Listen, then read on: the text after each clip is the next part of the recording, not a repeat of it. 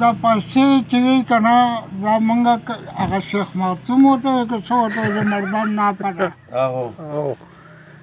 هغې ته تللي وو نو ما 1000 روپۍ دلته کې کرایه ورکړه خو ما ورته ویل نورې پیسې به واپس راکړې او دا 1000 روپۍ اوس واخله هلته چې لاړو ډېرسن والا موټکر شو ما ته ویل چې تا ما 1000 روپۍ نه دي راکړي ما څنګه نه دي درکړي ما هله به ډال ډېرسن د دې ځای نه وباسي چې ما له خپلې 1000 روپۍ راکړي خپلې کرایه دې کټ کړه نورې راکړه که نه خیر خو موږ هلته په لڼ کې ولاړو تنبان ځای په ځای لګېدل یو تنبونه به بل ته لېږلو بل نه به بل ته لېږلو اخر د پیسې هغه ځای ته ورسېدو کمرې ته هغې کې موږ ته 25,000 روپۍ میلاو شوې خو ناوخته میلاو شوې وې بیا موږ رالو غونډو ته غونډو ته که نه نو په غونډو کې چاوې دلته سمولو چاوې دلته سمولو چاوې په روډ کې سمولو ما زه خو په روډ کې نه سمولم او څوک پکې یو جومات ته لاړه څوک پکې بل جومات ته لاړه د نیر د څنګه کو د خیال کې یو ګارډن غونډه کې ځای دی د غټ نیر سره زه او دغه دا روډ چې بیا باچا راځي دا موږ لاړو هغې ګارډن ته د شپې هغې کې یو لکه بوټو له اوبه ورکولې لګیاو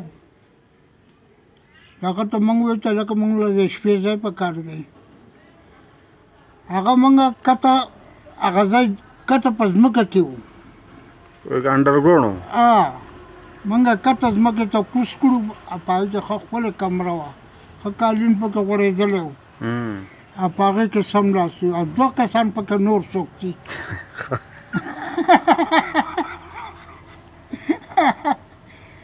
خو مازدیګر ټایمونه د هلکانو وي لامبو په دې نیر کې په نیر کې چې لامبل ما په ټوپۍ باندې اوبه راغستې په سر به مې اړولې او دی نور ورته ودانګل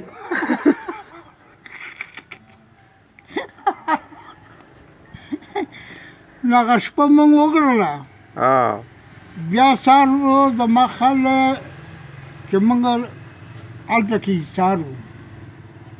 زما په خیال کې هغه راشن چې میلاوېدو هغه ځای ته بیا صحیح ده صحیح سکول ته نو یوه شپه مونږ هلته هم کړې وه 2 شپې دې کړې وي 2 شپې خو په هغې پیره خو مونږ یوه کړې وه خو بله پیره به ونه یوه شپه مونږ هلته کې هم کړې وه په هغې کوم ځای کې چې راشن غټه دیره وه بیا کو د خلکې کې د هغې سره یو جومات هم دی وړوکی جومات دی هغې سره په خوا کې چپړاباد ته د کوهي روډ ته هغه ګاډی ورته وه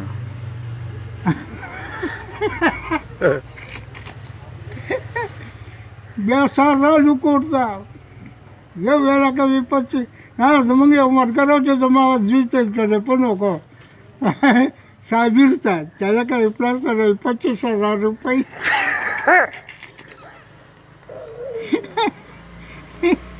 هغه ما ته ټلیفون وکړو دا نه وي ستا سره څومره پیسې دي ویلې ما سره دومره دي ما 25,000 روپۍ راته میلاو شوې